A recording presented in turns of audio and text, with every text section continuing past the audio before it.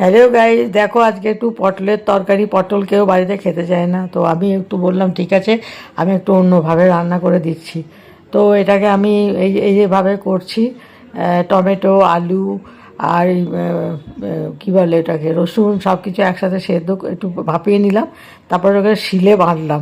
এবার শিলে বাটা জলটাকে ছেঁকে নিলাম, দিয়ে তারপরে ওগুলোকে শিলে বাটলাম। শিলে বাটা খুব বাদাম, পেঁয়াজ এগুলো সবই মানে ভাপিয়ে নেওয়া বাঁধলাম। শিলে খুব কষ্ট হলো, কিন্তু কি করব, ওই মিক্সি আবার বার করো এই করো, আমার রাখার জায়গা নেই। দেখো আমি কিভাবে রান্না করলাম। টমেটো সব কিছু সেদ্ধ করে নিয়েছি একটু করে, তারপরে কাজু বাটা এসব দিয়ে আমি এটা রান্না করলাম। তো এটার আমি নাম জানি না, আমি নিজের মন থেকে করেছি। এর মধ্যে সব কিছু দিয়ে দিচ্ছে একে একে। একটু লাল লঙ্কা, ঝাল লঙ্কার গুঁড়ো, একটু কাশ্মীরি লঙ্কা এসব দিলাম। তো এইভাবে রান্না করলাম। তো খেলো, খেয়ে বলছে যে না ভালো হয়েছে। আমি তো আমার তো খাই, সব কিছুই খাই, আমার কোনো অসুবিধা হয় না।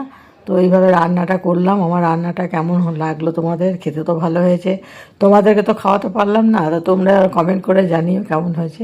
একটু টক দই দিলাম, টক দই দেওয়াতে টেস্টটা আরও বেড়ে গেছে, খুব ভালো লাগলো খেতে। যাই হোক, আমি নিজে রান্না করে বলছি না, যে আমার নাতনি থাকে, সেও খেয়ে বললো যে না ভালো হয়েছে আলু পটল তরকারি। বাই, তোমরা ভালো থেকো, আমি ভালো আছি।